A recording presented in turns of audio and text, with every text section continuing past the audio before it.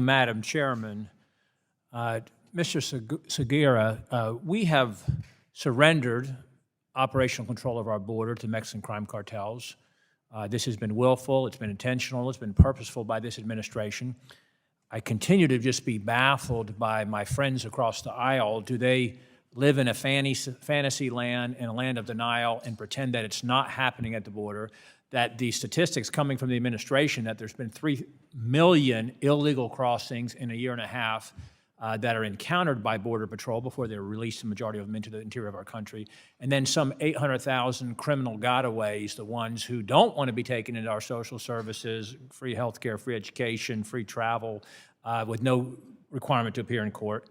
That 800,000, which I submit we will not know the full extent of the harm of those until eventually, when we seal the border, whether we cut off funding in 23, when we will absolutely have control of this Congress because the American people are rejecting these policies, or when we have the presidency as well in 25 and we can seal the border, then I think those who, the most devious actors will then begin to unleash their fury within the country when the border is secure. Why would they do it now when the border is open and their friends are coming across?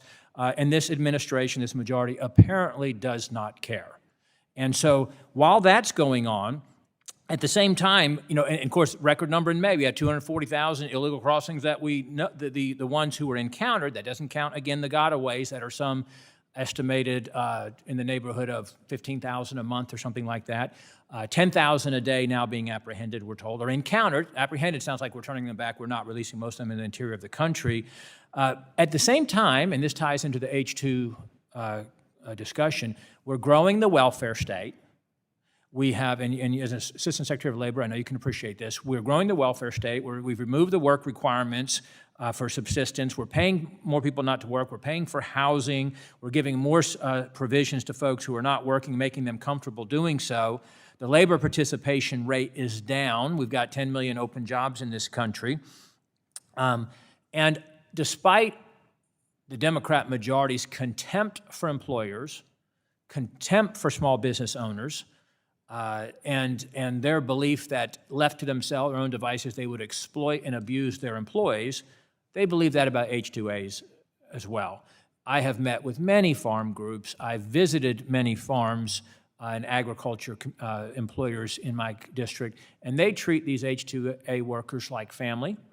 There's a close relationship. Many of them have been working there for 20, 30 years and so forth. But I would submit it as a less than ideal situation.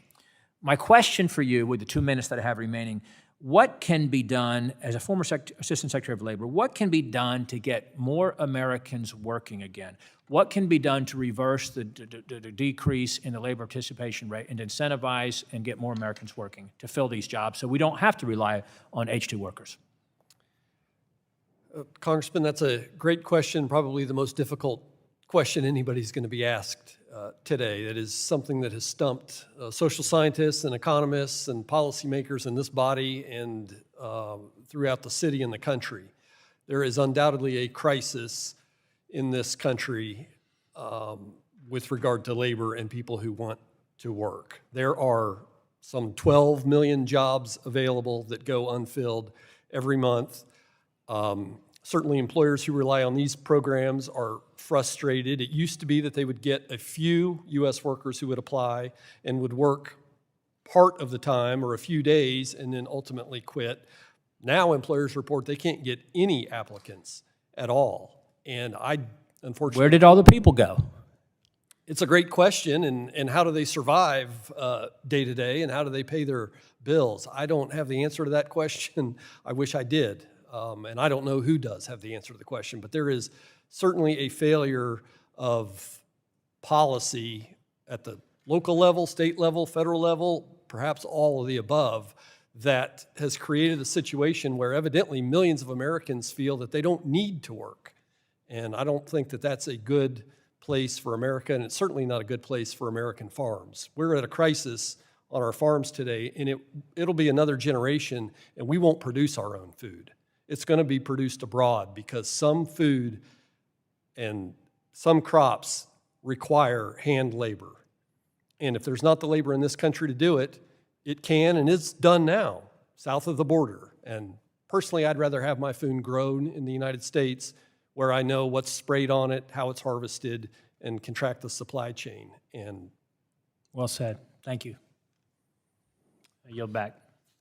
Thank you. Representative Steele?